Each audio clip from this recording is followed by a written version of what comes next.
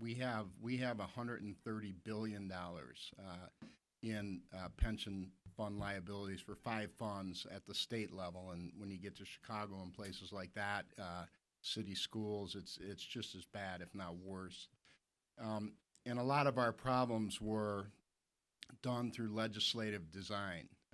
For example, we have a ramp up that started in 1996 that runs through 2045, and in 2045 will be 90% funded. That ramp up started with a payment of about $636 million. It was designed to grow gradually. It's now $7 billion.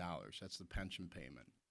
It represents about 20% of operating revenues for the state, and it is 29% of our GDP. So those are big numbers, and what it's really meant is that retirees of the system are nervous. They were just made a little less nervous because reforms were proposed, similar to Maryland, Connecticut, and other places, and those reforms were protected constitutionally. So we have a pension clause that does not allow you to alter benefits in any way.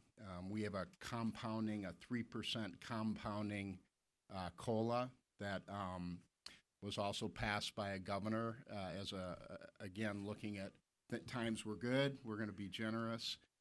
They tried to change that, weren't able to do it. But the outcomes are we have had close to 800,000 people leave the state over the last 5 to 7 years. We've had 1 million people that were receiving social services from the state no longer receiving those social services. And in my view, you read about gun violence in Chicago, I'm sure that's a contributor. A lot of people have become very desperate because they've lost any sort of support they had. I don't know if you can prove that connection, but I think about that. We also have had major cuts to higher education.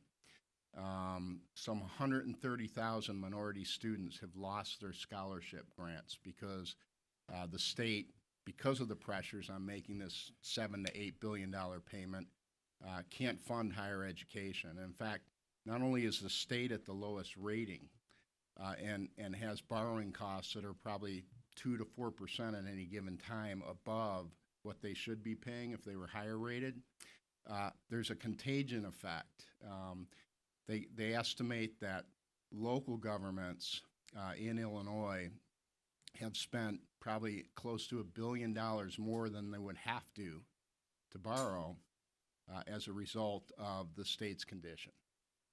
So bondholders are reluctant to, or they want a risk premium for anything that's sold in Illinois. And I was mayor of a town that's AAA rated. It's Highland Park, Illinois. It's 20 some odd miles north of the city, and they're paying up, and they shouldn't be, given that sort of rating.